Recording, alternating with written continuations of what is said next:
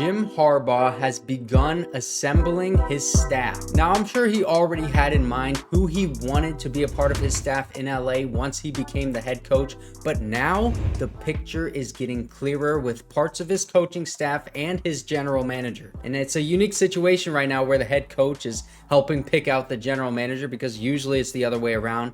But the two guys that are standing out right now are Brandon Brown, the Giants assistant general manager, and Joe Hortiz, the Ravens director of player personnel. I talked in depth about both of those guys yesterday, so you can check out that video. But the overwhelming majority of you guys in the comment section of that video preferred Joe Hortiz from the Ravens over Brandon Brown. And I personally don't think you can go wrong with either one of those guys, but Joe Hortiz, listen, he was one of my guys from the very beginning of this process. You guys know that. And if he became the general manager, I would be so ecstatic. But today, we're not talking about the positions yet to be filled in the front office. We are talking about the coaching staff that needs to be filled out and some new reports that give us more clarity on the situation here. So make sure to like and subscribe if you do enjoy this content, man. It helps me out so much. And let's bolt up because we have Jim Harbaugh. I'm still so excited about that. And let's talk about Jesse Minter, because now Jesse Minter has been confirmed to be the defensive coordinator of the Chargers, and this is such a huge win for our defense, man. Jesse Minter joined the Ravens in 2017 as a defensive assistant, and then he became the DB coach in 2019, and he joined Jim Harbaugh as defensive coordinator in 2022, and he was one of those main guys that Jim Harbaugh fought for in interviews to bring him to the Chargers no matter what. Just listen to this report. Not only did he want the money, he's going to be one of the highest paid coaches in the NFL. He wanted to bring Jesse Minter, his DC, who led Michigan to the #1 defense in the country, 10 points per game. He wanted to bring his analytics staff, his assistant coaches.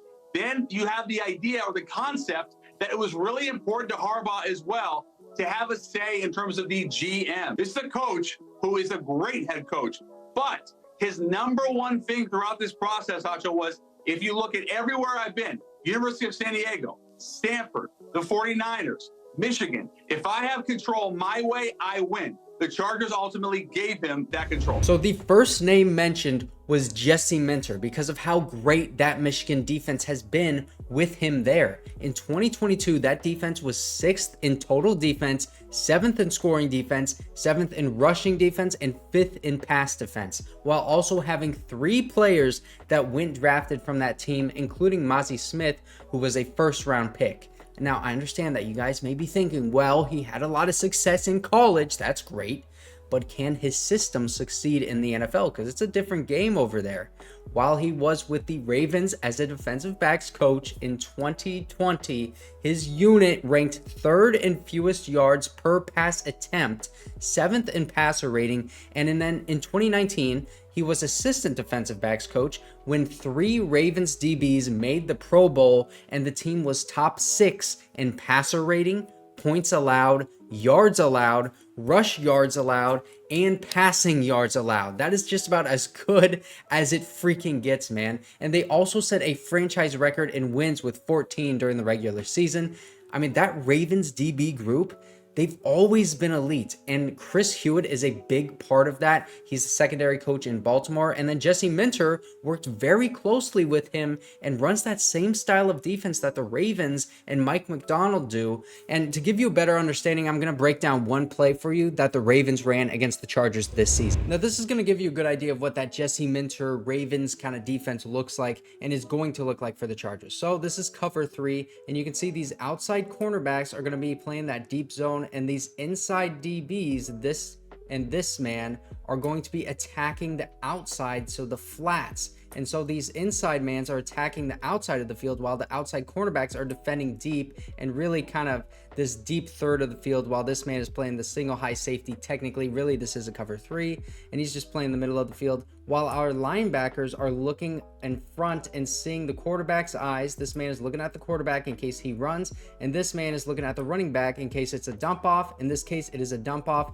And you can see everyone's covered because those inside DBs are covering the flats, the outside cornerbacks are covering the deep man, and then we have the safety roaming the field. We have the 2 linebackers here ready to get that tackle on the dump off, And that is that Ravens defense. And that's the style of defense that you're going to see the Chargers have next year. And now this is what it looks like if you bring a blitz. This is Kyle Hamilton. Basically look at him as if this is Derwin James and that Jesse Minter defense next year. You bring him off this edge. And so now we have 5 men coming. Psych, we have this man at the top of the line of scrimmage. Our outside linebacker drop back into the flat here. But we still have our inside defensive backs. Both of these 2 men are looking in case they have to break towards the outside, while the outside cornerback is looking towards the inside of the field, helping the linebackers. You see how they're positioning themselves? This man and this man and this man and this man. This guy is waiting for the outside route while this guy is waiting to break inside. And this play is just going to Quentin Johnson. Boom. Linebacker swats it away, bro. I mean, the Ravens defense, whether they bring pressure or not, and this one was actually a cover 1. You can see because these outside cornerbacks are playing so close to the middle of the field, they're just occupying all of this space that the Chargers are trying to get into, and they're not allowing anything. Now, if you look at this picture, you can see the difference in Jesse Minter and Mike MacDonald's defenses. They're pretty similar, but Jesse Minter uses cover 3 31% of the time, while Mike MacDonald runs cover 1 most often. And then the blitz chart at the bottom, it's pretty similar as well, except Jesse Minter blitzes almost half the time and runs a simulated pressure 36% of the time. So he's basically almost always trying to put the offensive line and quarterback under duress and put them in conflict to try and force them to make a bad decision. I love this aggressiveness on defense, man. I mean, we talk about bringing that Harbaugh brand of football to the Chargers. Jesse Minter brings that Harbaugh brand of football, and the Ravens run that same brand of football that Jim Harbaugh does, and they have been having a lot of success for like a freaking decade now. I can't believe this is real. I feel like someone needs to pinch me because Jesse Minter and Jim Harbaugh, this is the most exciting time to be a Chargers fan. Okay, now let's talk about the offensive side of the ball because it gets a little not as good. I feel like the main guy that is probably set to be offensive coordinator is probably Greg Roman because he was the offensive coordinator in San Francisco, but since then, he's really not had a lot of success. He was at Buffalo, and then he went to Baltimore later on. His offenses are very run dominant, almost to a fault. And he was with the Ravens from 2019 to 2022 until he resigned last season. His offenses in Baltimore, they got off to a pretty hot start as they were the best offense in 2019. But then in 2020, they fell to the 7th best. And then in 2021, they went down to 17th and then 19th in 2022. So it just kept getting worse and worse and worse every single year before he resigned. And people started to think, maybe Lamar Jackson is just figured out, or maybe he's just not really as good as we thought he was. But now in 2023, the Ravens offense under Todd Monken is now the 4th best in the NFL. So you can just throw that out the window. And Greg Roman, I mean, listen, he would not be my first choice because his offenses are really not known to be explosive. Like I said, they're very run heavy.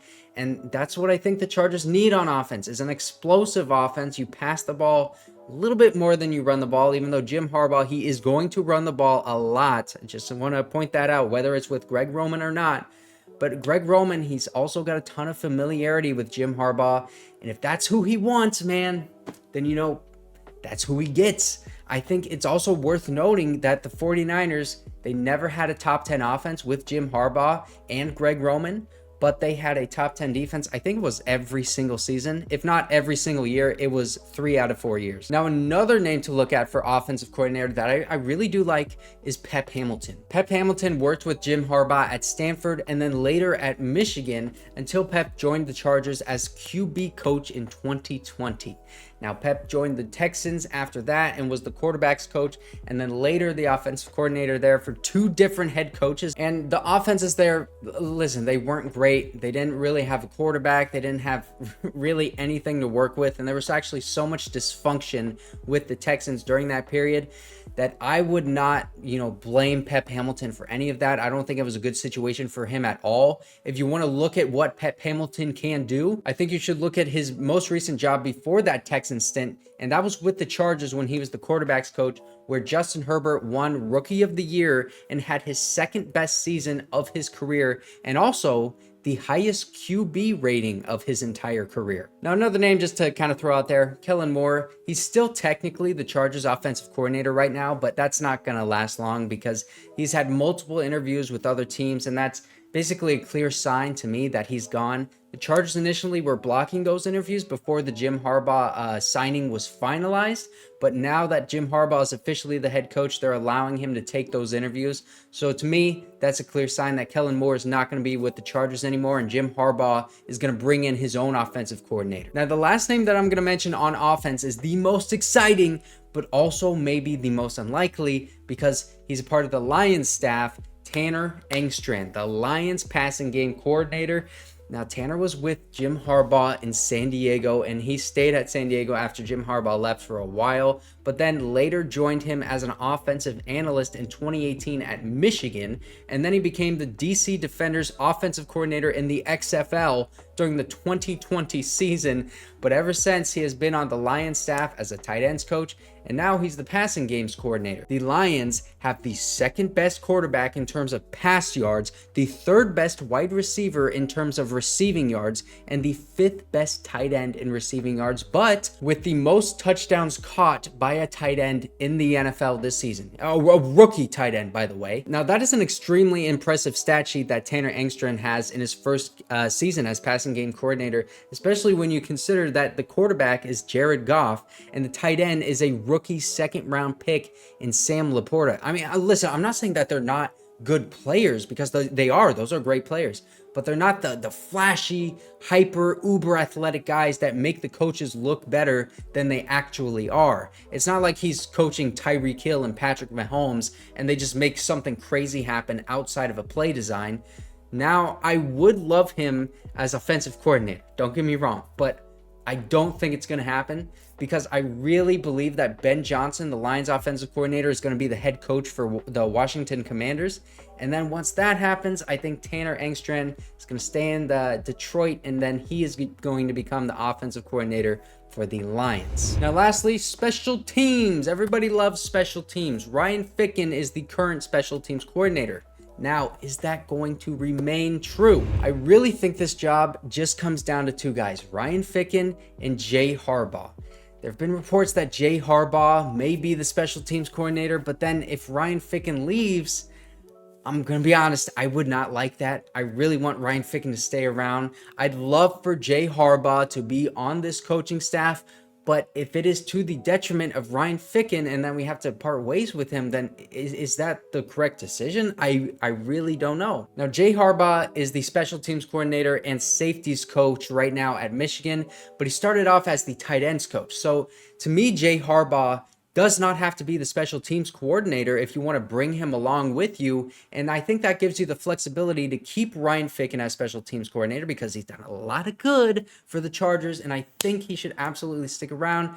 Jay Harbaugh can come on this coaching staff and do whatever. He can coach tight ends. He can coach safeties. He's already proven that. So why not bring him in and be the passing games coordinator or something like that? And then when somebody gets poached, like Jesse Minter maybe gets poached by the Raiders in a couple years, or maybe your offensive coordinator, whoever that be, Pep Hamilton, let's say, gets poached by the Raiders in a couple years, then you have Jay Harbaugh ready to step up and take that job if there's not somebody else on that staff that can do that. I just think Jay Harbaugh can do anything on this coaching staff. His dad is the head coach. So this dude knows football, man. He is a Harbaugh. He is a football dude. He's not just a special teams coach. So that is what we know so far about Jim Harbaugh's staff and what we can kind of anticipate. And if you didn't see this video talking about the two general manager candidates, go ahead and check this one out. Let me know who you want as GM.